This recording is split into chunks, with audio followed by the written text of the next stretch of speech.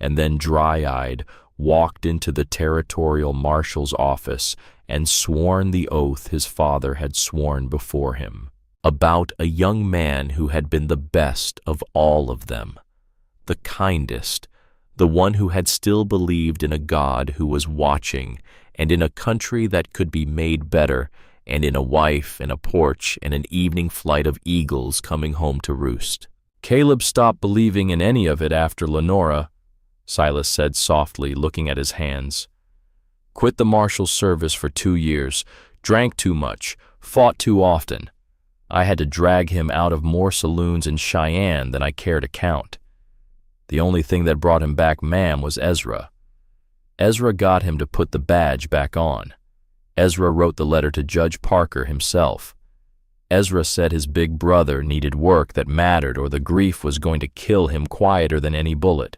Eliza watched his face. And now, she said, and now Ezra's in the ground. And Caleb is a man who has had the only thing that ever pulled him back from the edge taken away from him a second time. And ma'am, I will not lie to you. I have spent the last 3 months waiting for him to ride down off this mountain alone one morning and go put a bullet in Josiah Blackwood and another in himself and not come home. And, she whispered. Silas Hawthorne looked up at her. The hunter's eyes were soft. And then a girl from Boston stood up out of the mud, he said quietly, and he carried her inside. And tonight, when I came in from the barn, I caught him standing at the kitchen window watching you knead the bread.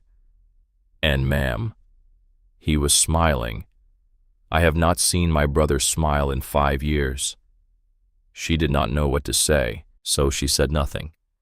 She only reached across the table and put her small, soft hand for one moment on top of Silas Hawthorne's big, rough one and squeezed it once and let it go.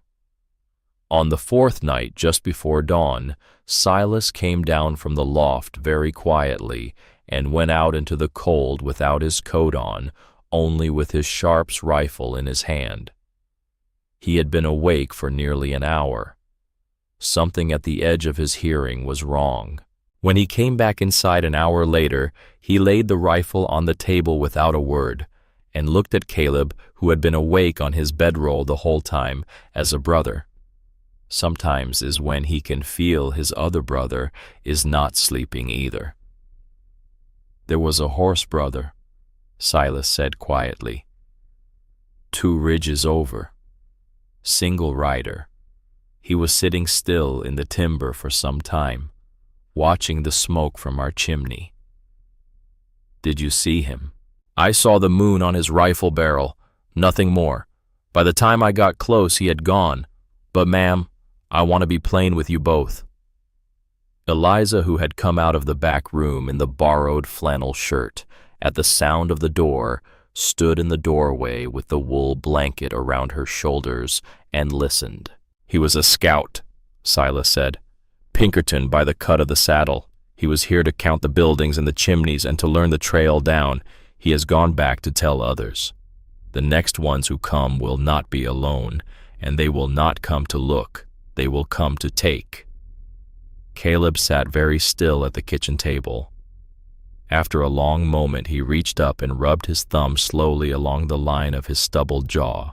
Then we have time enough for one more thing before they come, Silas. We have time enough to teach her. He looked across at Eliza. She nodded once. She did not speak. She did not have to. On the 5th night, the Bible came down off the shelf for the first time. She had not asked for it. She had only sat by the fire at evening with it open in her lap, the way her mother used to sit, and begun to read aloud. The 23rd Psalm first, because it was her father's psalm, because she could read it in her sleep. Then the 121st. I will lift up mine eyes unto the hills, from whence cometh my help. Caleb came in from the barn halfway through the 2nd Psalm. He stopped just inside the door, snow on his shoulders, and he listened. He did not move for the rest of it. When she finished and looked up, He was standing there with his Stetson in both hands, like a man at a graveside, and his amber eyes were wet. "My mother used to read those," he said, "before bed, to all three of us boys." "My father used to read them in the pulpit," she said, "on Sunday mornings. The 121st was his favorite." "Mine too," Caleb said. He came across the room and sat down on the floor at her feet, his back against the side of the elk-hide chair, his big shoulders nearly level with her knee.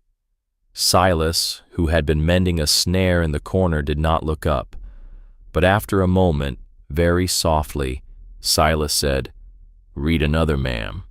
So she did. She read for an hour. She read the Sermon on the Mount. She read from the book of Ruth because it was a book about a woman who had crossed a country alone to find a family. She read until her throat went dry, and when it did, Caleb, without looking at her, reached up and took her hand and held it. Just held it, the way a man holds the only warm thing in a long, cold winter. She did not draw her hand back. The fire burned down. The snow fell. 3 people sat together in a single room in the high country, 2 brothers and a Boston girl who should never have been there, and for a few hours none of them was alone. On the 7th night she found the second letter. She had been reading from the family Bible, and out of habit, the way her mother had taught her, she had let it fall open in her lap before bed, looking for the verse that wanted to find her. The book opened in the back. Genealogies, the pages where families recorded their dead. Her thumb caught on something. The back board of the binding had a small, hard ridge in it that should not have been there. She frowned. She looked closer. The leather had been very neatly slit along the inner spine and re-sewn with small black stitches by a careful hand, by a young man's hand. Her own breath went still. She got up. She walked slowly into the front room with the Bible in her arms. Caleb was at the table cleaning his Winchester. Silas was at the hearth. "Caleb," she said, and something in her voice made him look up at once and made Silas come up off the hearth in a single smooth movement. "Caleb, there is something in this Bible, in the backboard, hidden." He set the rifle down. He came around the table. She laid the Bible open under the lamplight, and Silas drew his thin skinning knife and very carefully, very gently, slipped its tip beneath the small black stitches. A folded square of oilcloth came out. Inside the oilcloth, a packet of papers, thin, closely written, in a young man's careful, sloping hand. It was a ledger, dates, sums, roots.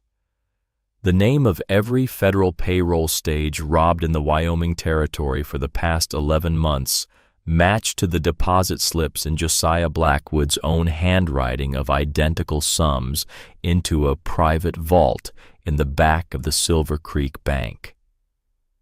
2 homesteads burned to the ground in the spring, the families driven off, the deeds bought up at auction by Blackwood's land agent for pennies on the dollar. 3 federal marshals dead in 18 months, their unsolved killings each preceded every single one by a private dinner Blackwood had hosted at the Cheyenne Cattlemen's Club for a Pinkerton dispatcher named Walter Doyle. And at the bottom of the last page, written in a slightly shakier hand than the rest, as though the writer had set it down at 4 a.m. by a guttering candle, and was not sure how much time he had left a single line. "If I am dead before this reaches Judge Parker, my brothers will avenge me, and the woman I am bringing home from Boston will help them. Eliza, my darling, forgive me. I should have told you in the letters. I did not want to frighten you, but I sent you the parcel with the prayer pages in it for a reason. Read the Bible, my love. Read it cover to cover. The truth is in the back of the book. For a long time, none of them moved. Caleb sat down slowly at the table, the ledger in his hands, his knuckles white. Silas stood beside him, the long scar down his cheek standing out pale in the lamplight. The fire crackled. Eliza put her small, soft hand to her mouth. "I carried it," she whispered. "I carried the proof of his murder 2,000 miles, and I never knew. He sent it to the one person Blackwood would never think to search," Caleb said. His voice was very low. "His Boston girl. His bride." He set the ledger down. He looked up at her, and his amber eyes had gone hard and bright as struck flint. "Eliza Whitmore," he said, "I have something to show you now that I should have shown you the first night." He stood up. He crossed to a heavy oak chest in the corner, unlocked it with a small brass key from a chain around his neck, and lifted out 2 objects wrapped in soft chamois cloth. He laid them on the table. He unfolded the chamois. 2 silver stars, 5-pointed, engraved with the words, "Deputy United States Marshal." Eliza stared. "My brother and I are sworn officers of the federal court, ma'am, under Judge Isaac Parker, out of Fort Smith. We were sent into Wyoming Territory 18 months ago to investigate a man named Josiah Blackwood and the disappearance of 2 federal marshals before us. Ezra was our brother, and he was also our partner in this work. He went into Silver Creek as a carpenter because he had the youngest face and the kindest manner, and Blackwood would not have suspected him. He spent 8 months making himself useful to that bank, building shelves, repairing doors, laying floorboards. Every night he came home up this trail and wrote down what he had seen." He laid his huge hand flat on the ledger. "This is what he died for, ma'am. This is the noose around Josiah Blackwood's neck, and tonight you found it for us." Eliza sank slowly into a chair.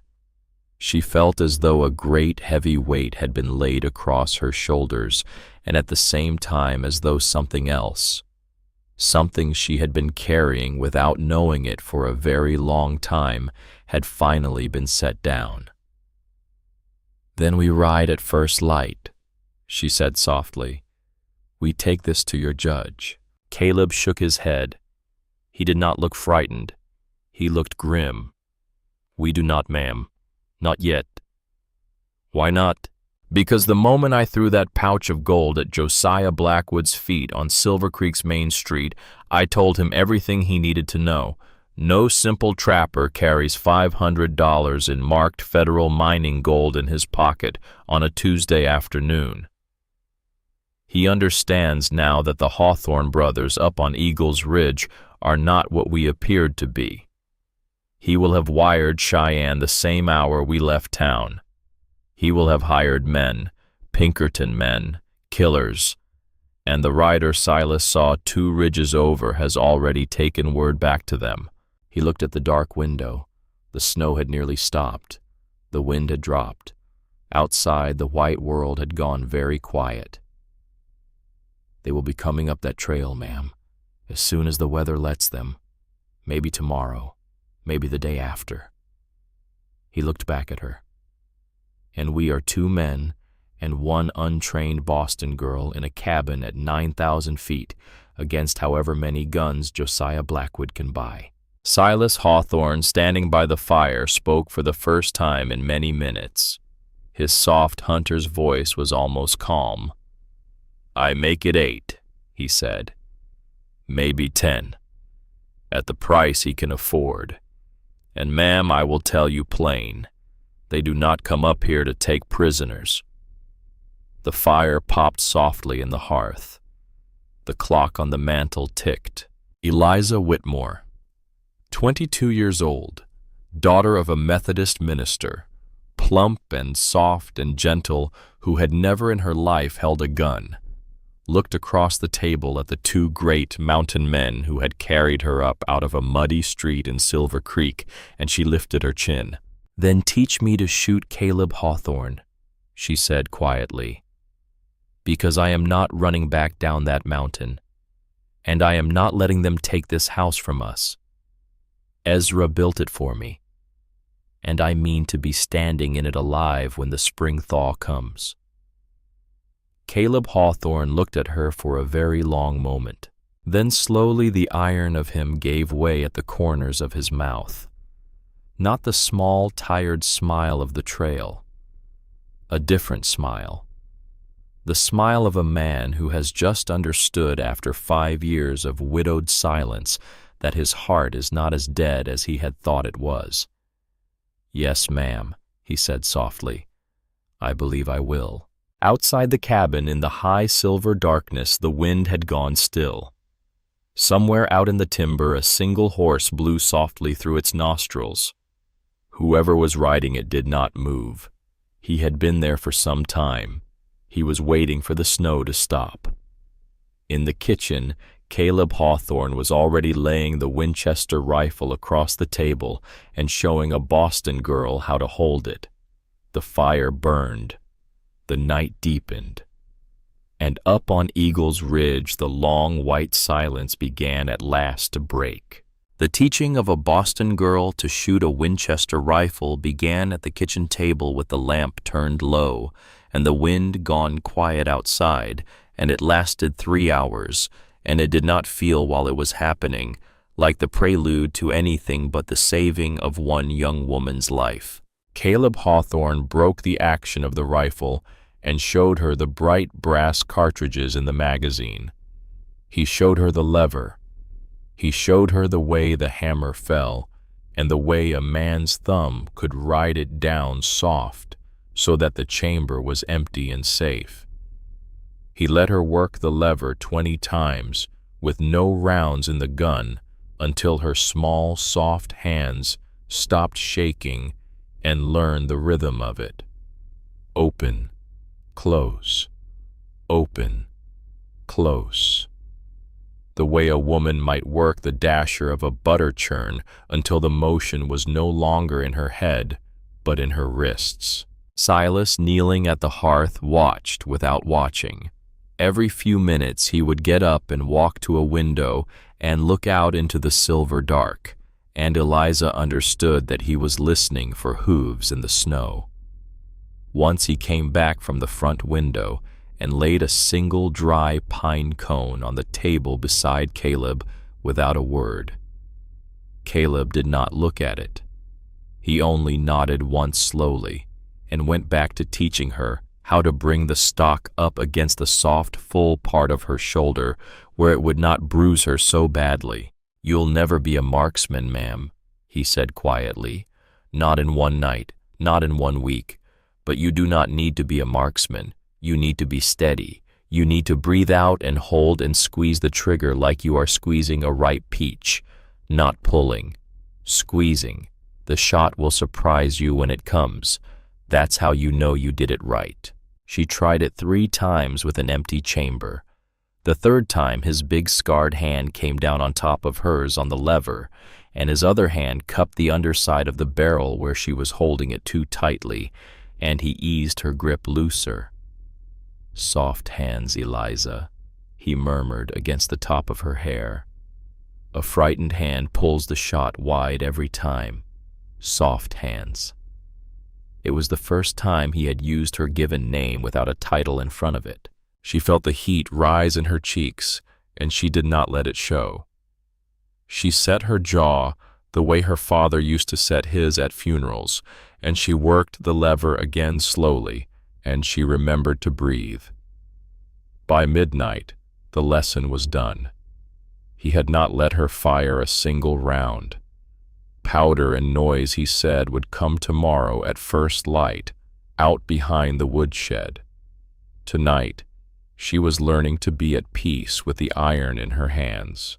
She set the rifle down at last across the kitchen table, and her shoulders dropped, and she realized for the first time in 3 hours that her ribs still ached from Higgins's boot. Caleb saw her wince.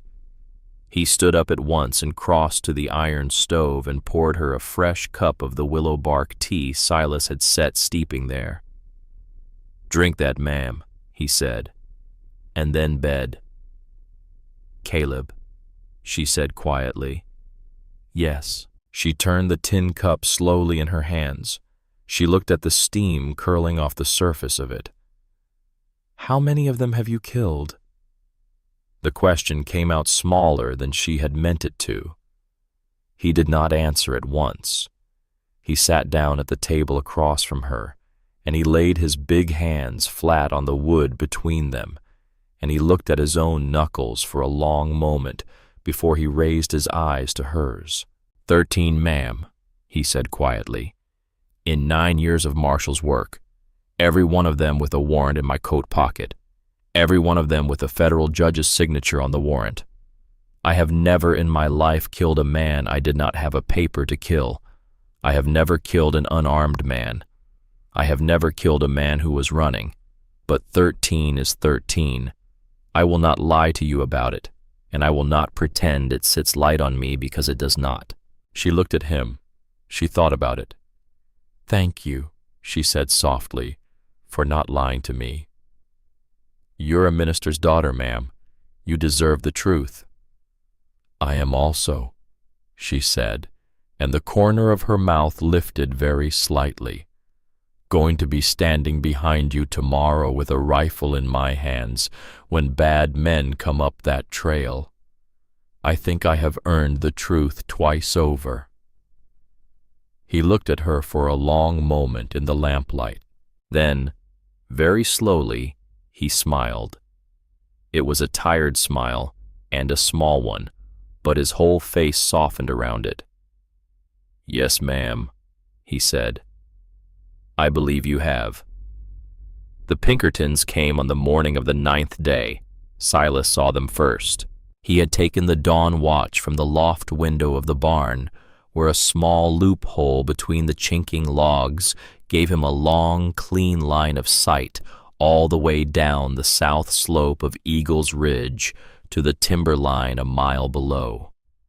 The sky that morning was a hard, cloudless blue, and the snow lay perfect and unbroken across the valley, and the world looked so peaceful that a stranger riding through it would have called it the prettiest country God ever made. At 7 minutes past 7 o'clock by the cabin's mantel clock, Silas Hawthorne came in through the kitchen door with the slow, easy walk of a man who has just decided what is going to happen with the rest of his day, and he said very quietly, "They are coming, brother. I make it 12. Pinkerton coats. Higgins is leading them." Caleb was already on his feet. He had been at the table cleaning the Winchester.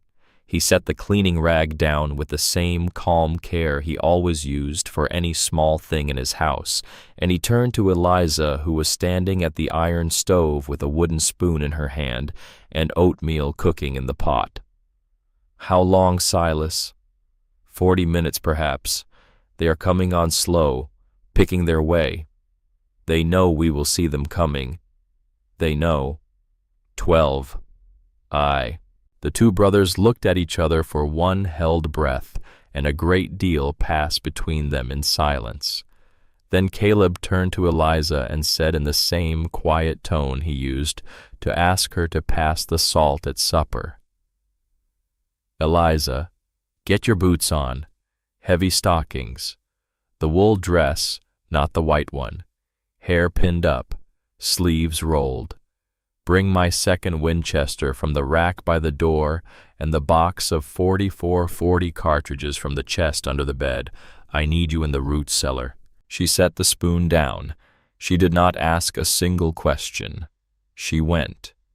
By 7:30, the cabin had become a small fortress. Silas had climbed back up into the highest of the great ponderosa pines that ringed the homestead, the one Ezra had years ago hung a rope swing from for the children he and his bride had hoped to have, and he had carried up with him the long Sharps rifle that had belonged to their father, and a canteen and a leather pouch of cartridges, and the small spyglass he had used in his army days.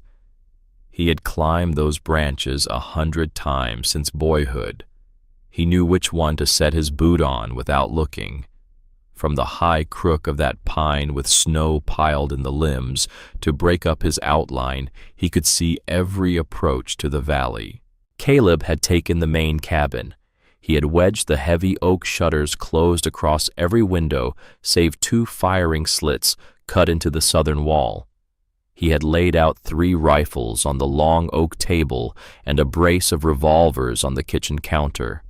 He had thrown a heavy iron pot of water onto the stove to boil because he did not yet know what wounds the day would bring, and he had taken Eliza by the shoulders and walked her down the narrow stair into the root cellar. The root cellar of the Hawthorne cabin was a small windowless room dug back into the slope of the hill with shelves of preserves and burlap sacks of potatoes and a low cot with a wool blanket folded on it. A single candle burned on the shelf. Caleb set the second Winchester down on the cot beside her. "You stay here, ma'am. You hear me. You do not come up that stair for any reason. Not for shooting, not for shouting, not for screaming, not unless I myself in my own voice come down those stairs and call your name, you understand? Yes.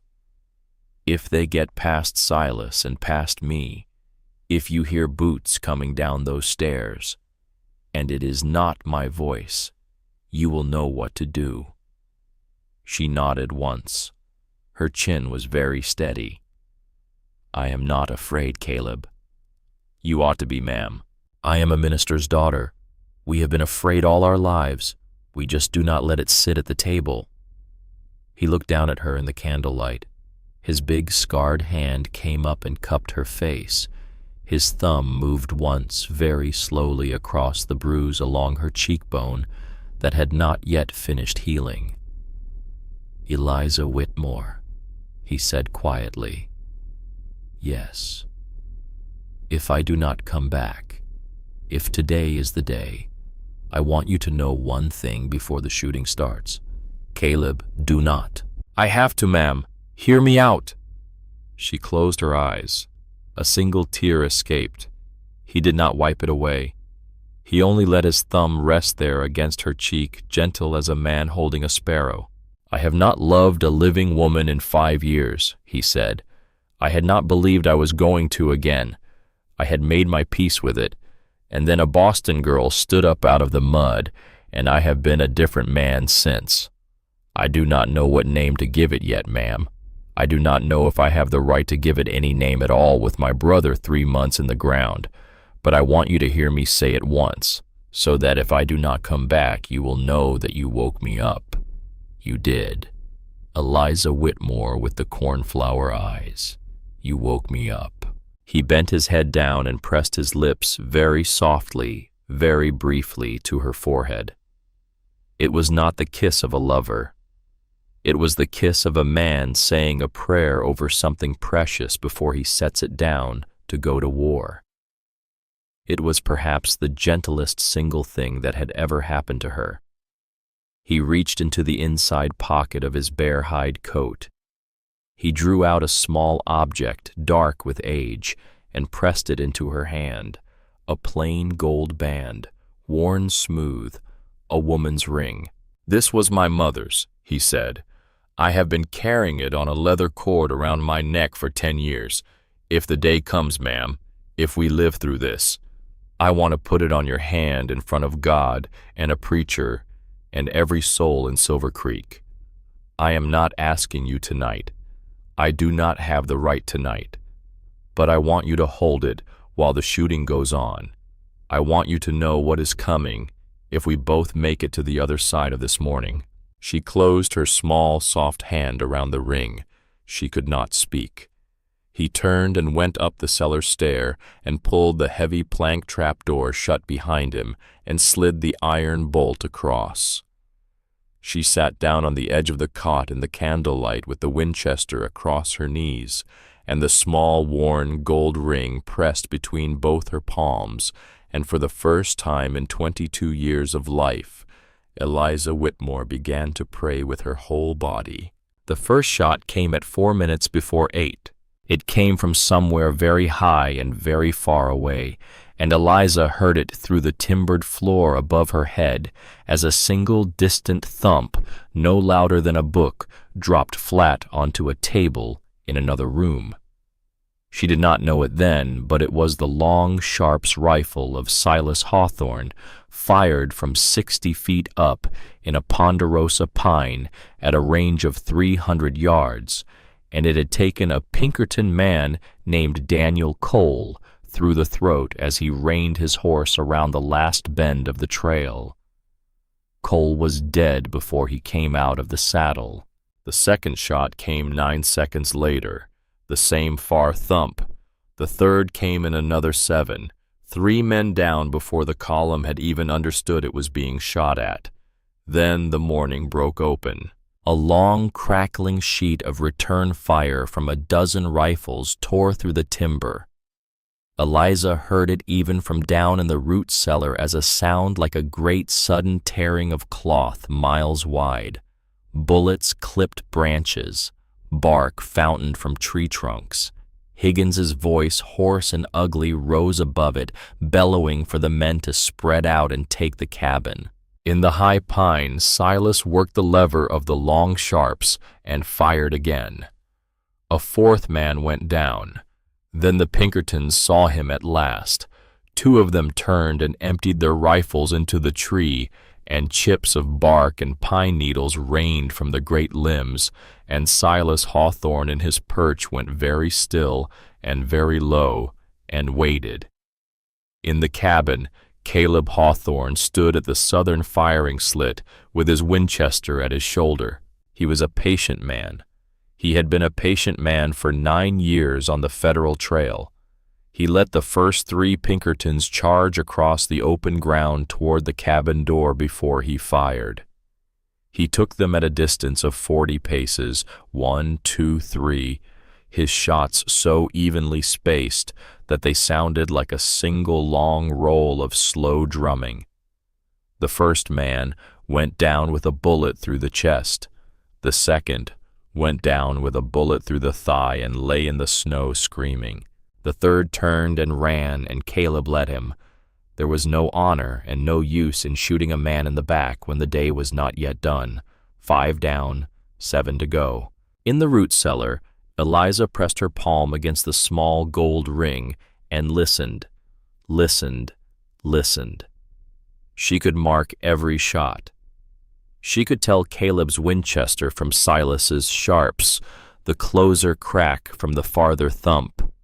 After every one of Caleb's shots, she let out a breath she had not known she was holding, because every shot meant he was still alive to fire it.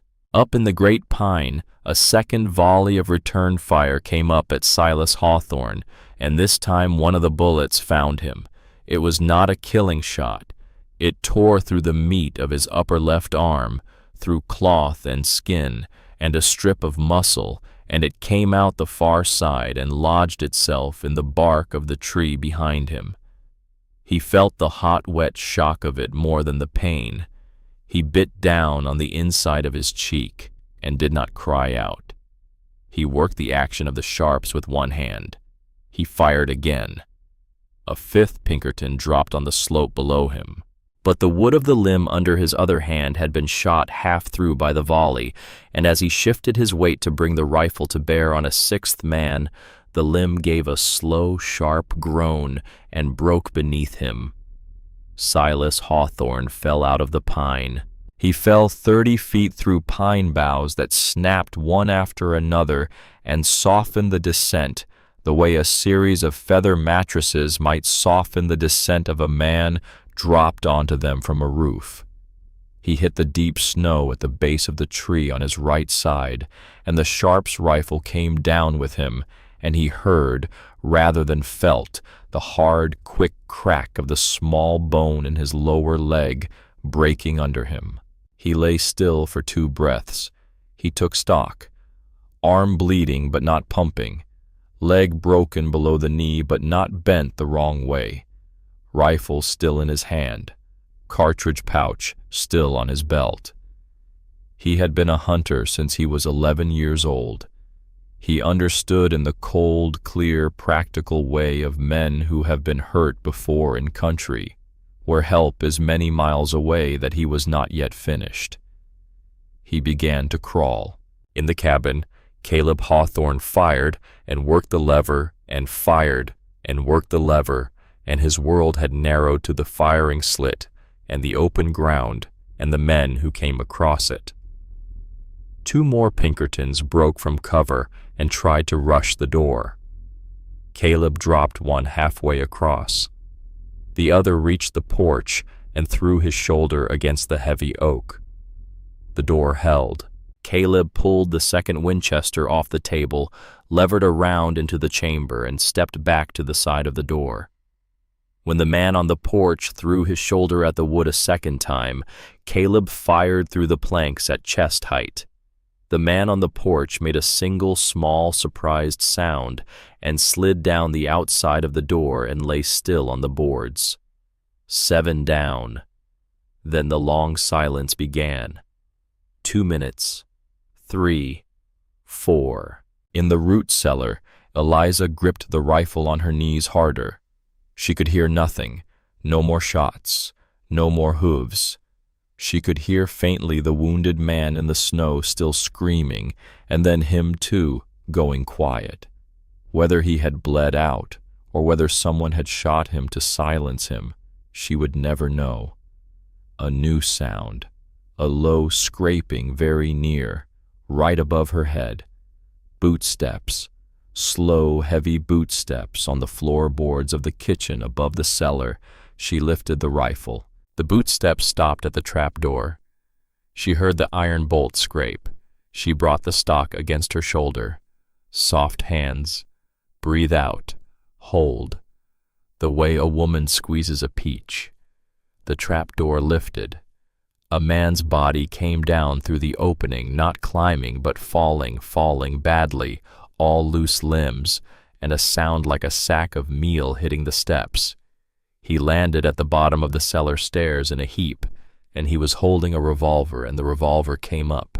He was not Caleb. He was not Silas.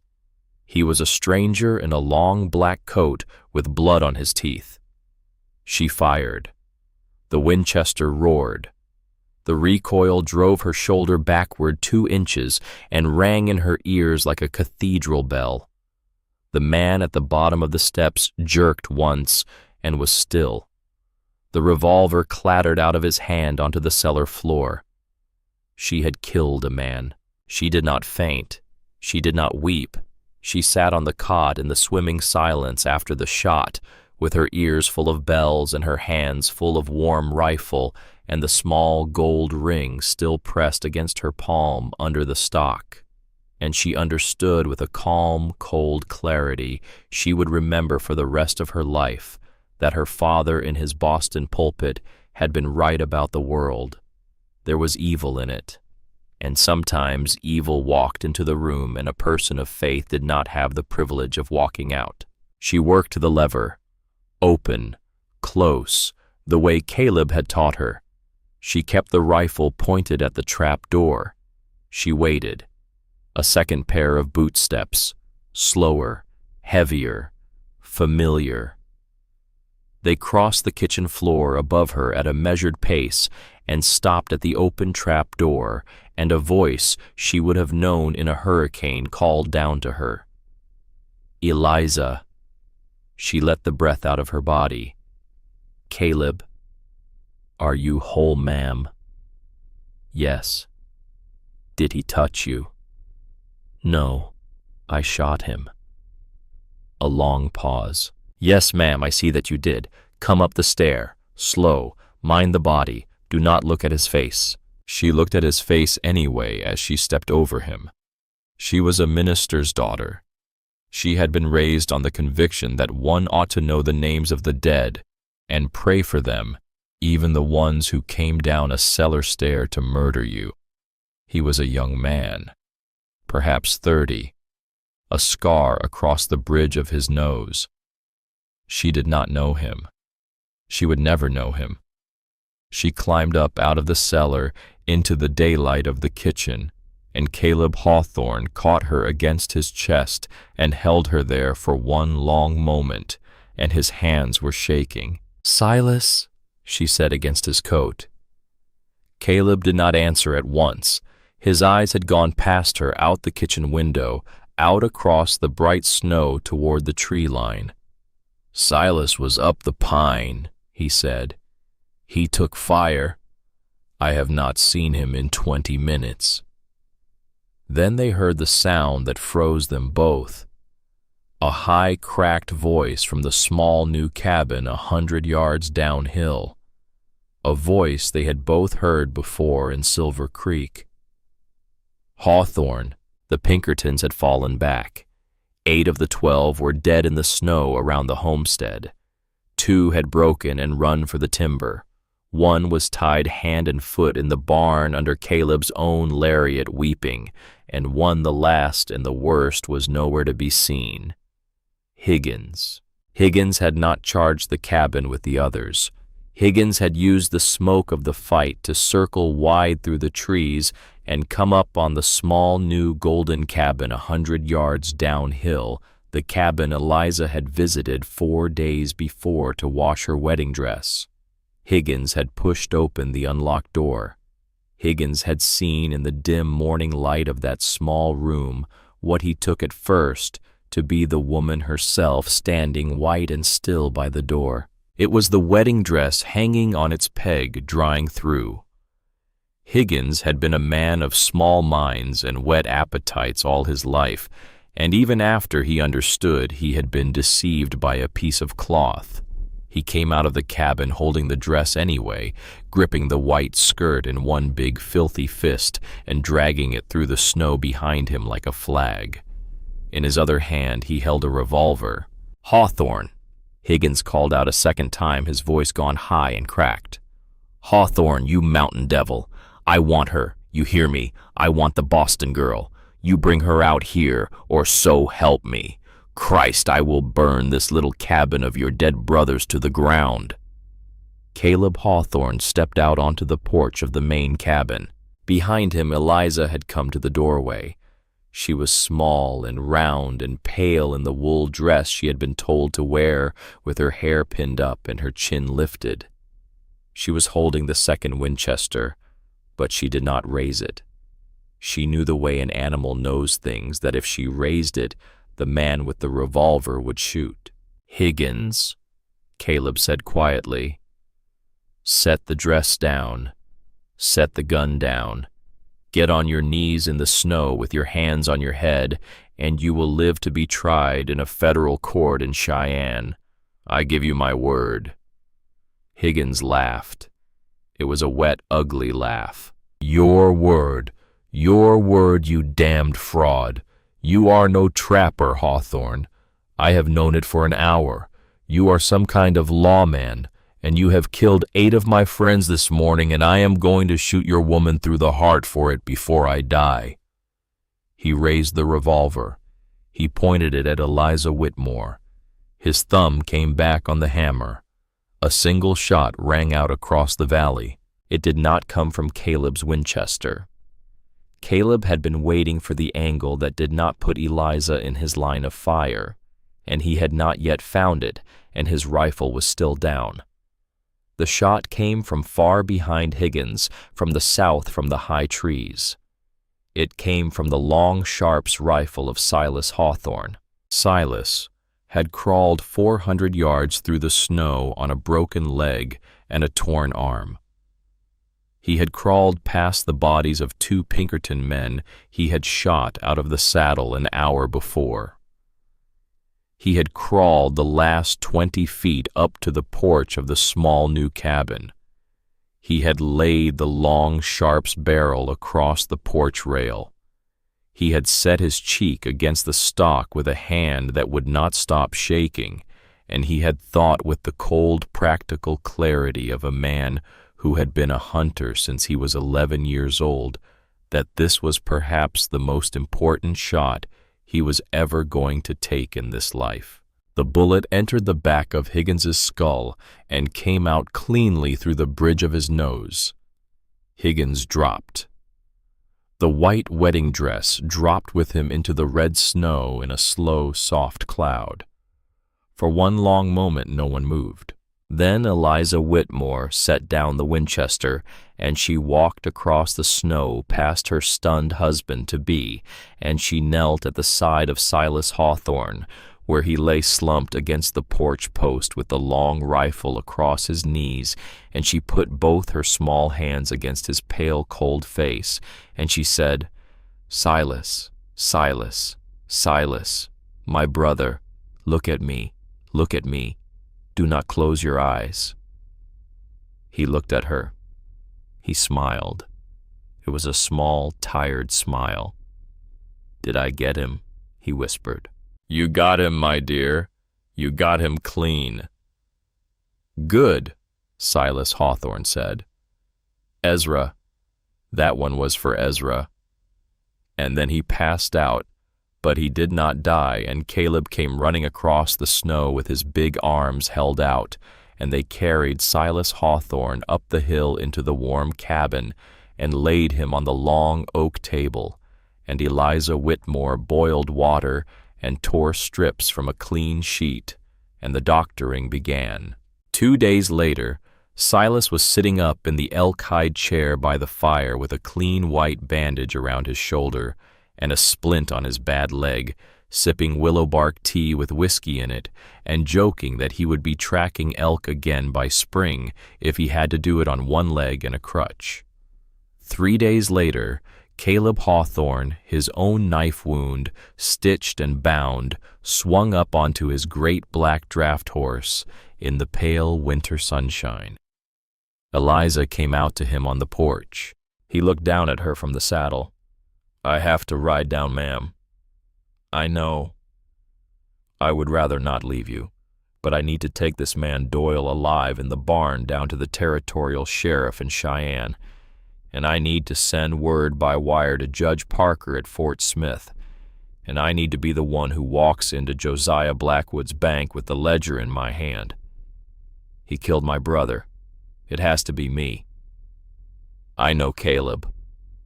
Silas will stay with you." "I know. I will be back inside 3 weeks, God willing, with a federal prosecutor and a bench warrant." "I know." He looked down at her for a long moment. "Eliza," he said quietly, "when I come back." "When you come back," she said, and her small hand came up and rested for one moment on his boot in the stirrup.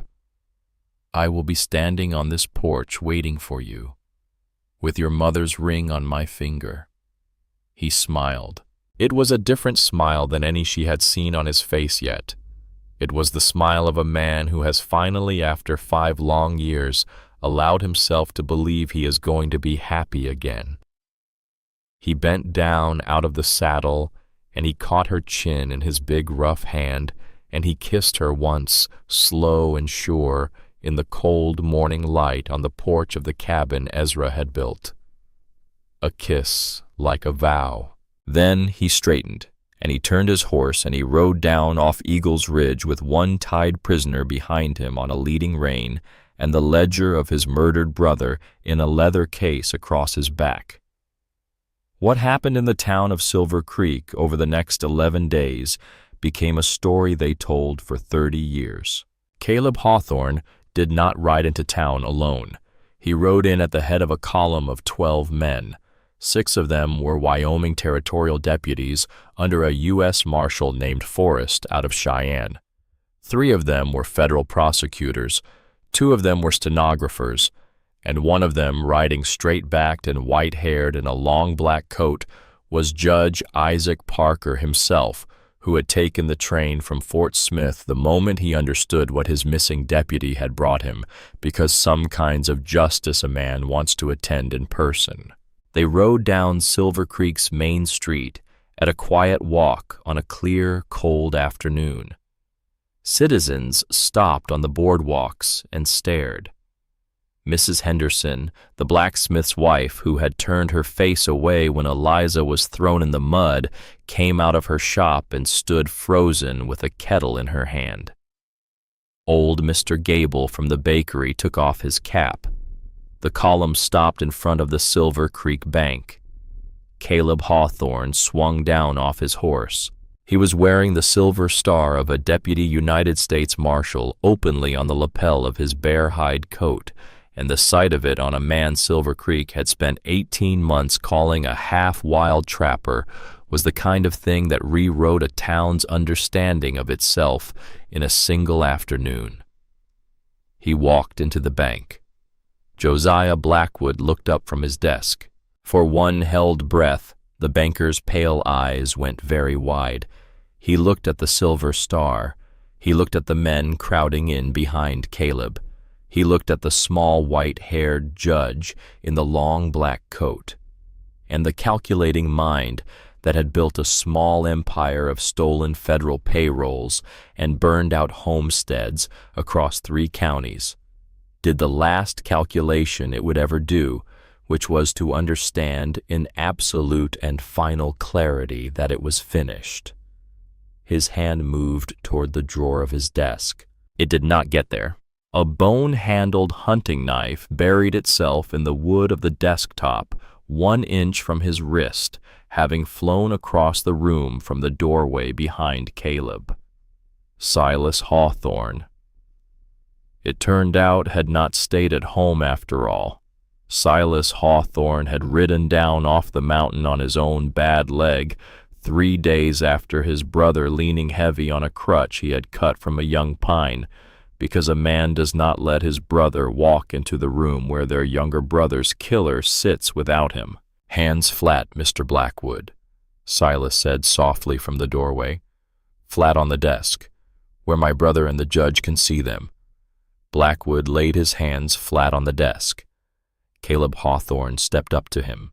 "Josiah Blackwood," he said quietly, "by the warrant of the Federal District Court of the Western District of Arkansas, signed by the Honorable Isaac Parker presiding, I place you under arrest for the murder of Deputy United States Marshal Ezra Hawthorne, for the murder of Deputy United States Marshal Marcus Hayes, for the murder of Deputy United States Marshal David Sterling, for the robbery of 3 federal payroll stages for the burning of homesteads with intent to defraud, for the conspiracy to commit murder of a witness named Eliza Whitmore, and for whatever else my prosecutor cares to add by the time we reach Fort Smith." He bent down. He put his face very close to Blackwood's face. His eyes had gone the color of cold iron. "This one," he said quietly, "is for Ezra." He did not draw his fist back. He did not need to. He simply leaned forward and brought his big right hand around in a single short level blow, and Josiah Blackwood went off the back of his chair and into the wall behind him and slid down the wall and did not get up. The trial was held in the federal court at Fort Smith, Arkansas, in February of 1887, under the Honorable Isaac Parker. The ledger that Ezra Hawthorne had hidden in the backboard of his bride's mother's Bible was entered into evidence on the 2nd day.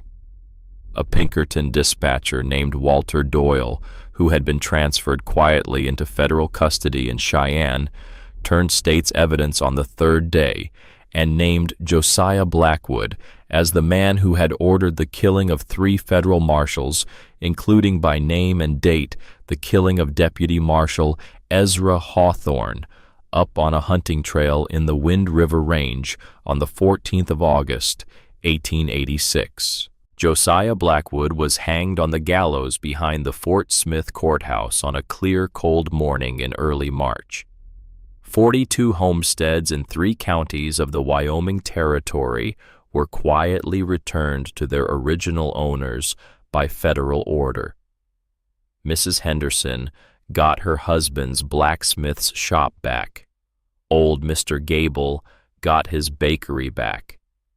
8 families who had been driven off their land in the spring of '86 came home in the summer of '87. And on a fine afternoon in late April of that year, the last of the snow gone from the high meadows, and the wildflowers just starting along the south slope of Eagle's Ridge, Eliza Whitmore stood up in the small white-painted Methodist church at the north end of Silver Creek's Main Street and married Caleb Hawthorne. She wore the white dress, the same one. Higgins's dirty fist had torn the lace at the hem, and there was a stain along the skirt that no amount of lye soap had ever quite gotten out, and Eliza had refused to mend either one. She had said when Caleb gently asked her about it the morning before the wedding that she wanted to walk down the aisle in the same dress Silver Creek had thrown into the mud, because Silver Creek was going to watch her do it standing up. She did. She walked the length of that little church on the arm of Silas Hawthorne because she had no father and no brother of her own blood living, but she had the man who had pulled the trigger that saved her life, and that was a brother enough for any woman. The whole town came. Mrs. Henderson cried. Mr. Gable cried.